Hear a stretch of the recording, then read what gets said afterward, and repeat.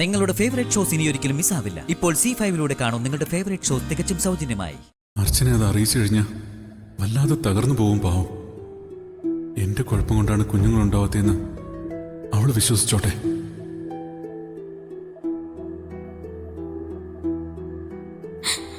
അല്ലെങ്കിൽ തന്നെ എന്തിനാ ഞാൻ വിഷമിക്കുന്നത്?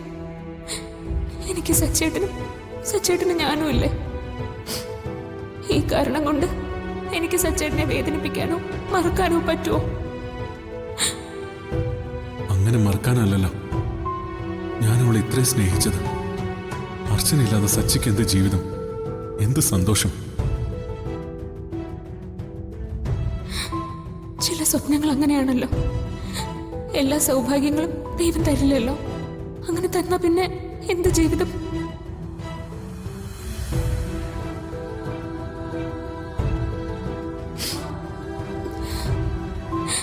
എനിക്ക് സച്ചേട്ടനെ ഇനിയും കൂടുതലായി സ്നേഹിക്കാൻ ഒരവസരം കൂടി തന്നതാവൂ ഈശ്വരൻ.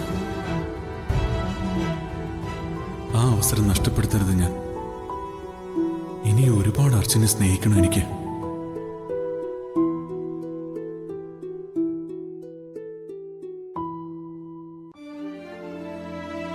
കുഞ്ഞില്ല എന്നുള്ള വിഷമം അവളെ ഒരിക്കലും അറിയിക്കാതെ നല്ല നല്ല സന്തോഷ നിമിഷങ്ങൾ കൊടുക്കണം.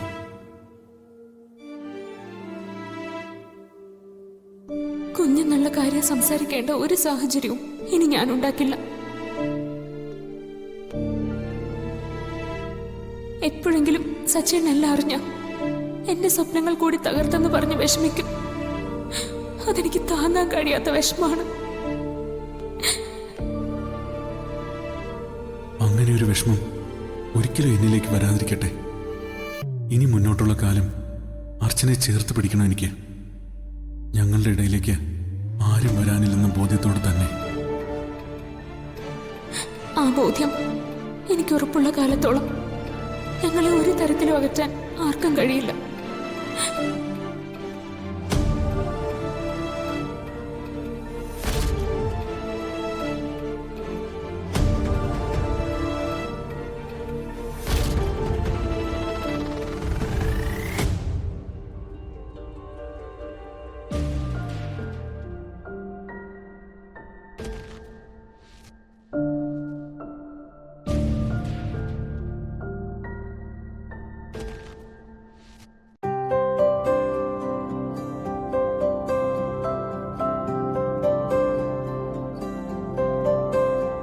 കൂട്ടുകാരികളായിരുന്നവർ ഏട്ടത്തിമാരാകുമ്പോഴുള്ള പ്രശ്നം ഇതാ. എന്ത് പ്രശ്നം? ഞാൻ ഇത്ര ഈഗോ അടിച്ച് കാലുതിരുമ്മി തന്നിട്ടും അത് മനസ്സിലായില്ലേ?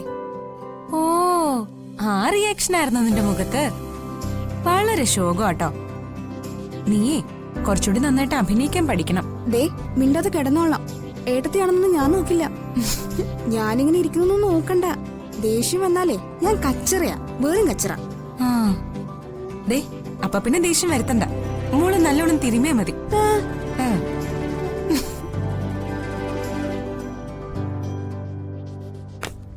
ആഹാ, സ്നേഹ കാര്യമായിട്ട് പണിയെടുക്കുന്നുണ്ടല്ലോ. അനിയത്തിമാരായാലും അങ്ങനെ തന്നെ വേണം. മോള് കിടന്നു.